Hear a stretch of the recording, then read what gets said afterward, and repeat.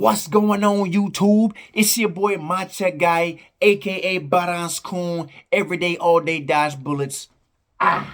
Daily life in the world of balance. It's cold. Today's topic is it's cold, bro.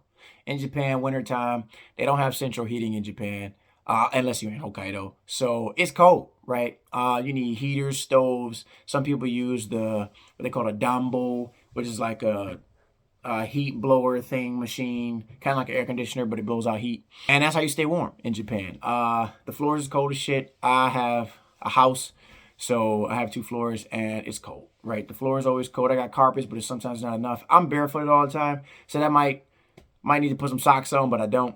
But essentially, coming to Japan in the wintertime, what you need to know.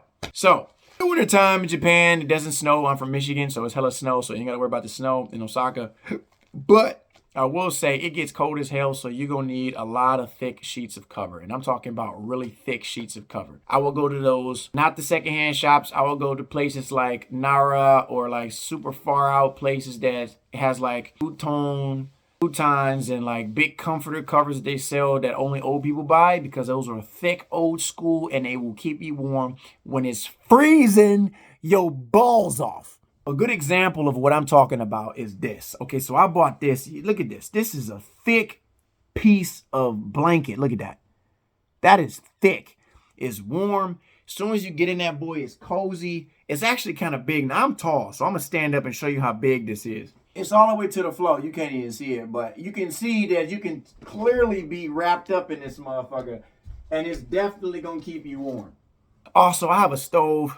Well, that's what they call it, but it's a heater. The heater's not as big. It's really tiny, but that's what I've been using for the last couple years. Like, I mean, I'm looking at like maybe 4 years now, and it's been doing me a great deal. Maybe 3 years.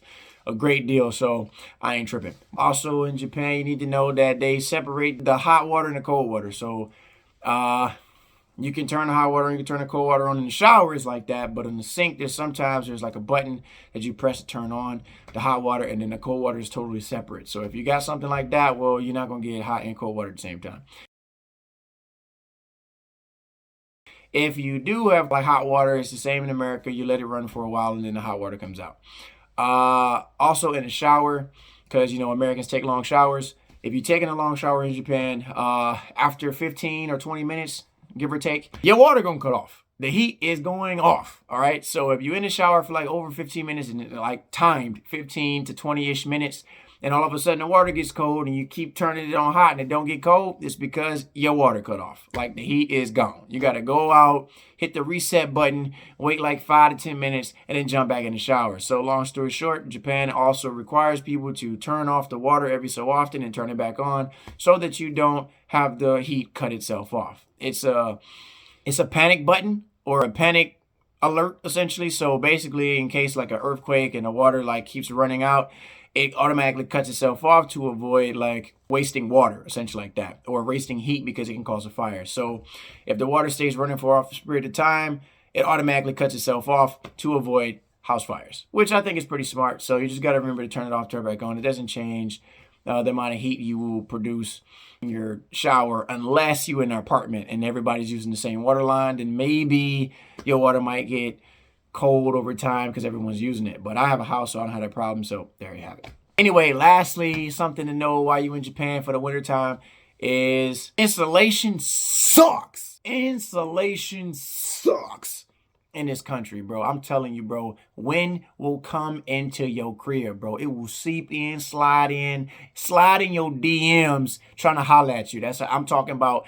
The moment you think it's about to be a nice house, you got everything locked in, it could be a brand new house. Insulation is ass. Like, that air is coming in, it's gonna get cold. You need to prepare yourself for the winter in every way possible. Like, block up the doors. They don't have the best materials for like keeping the air out, unfortunately, unless you do it yourself.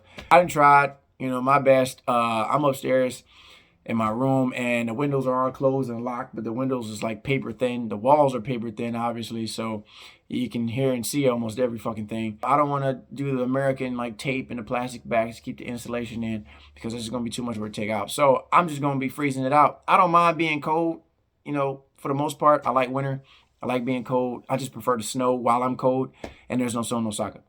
But anyway, that's really all I got for y'all today. Some things to know when you come to Japan, and it's wintertime. Again, it's Machi Guy, Balance Kun, every day, all day, dodge bullets. Hope y'all learn that shit, keep that shit, remember this shit, do this shit, y'all got this shit.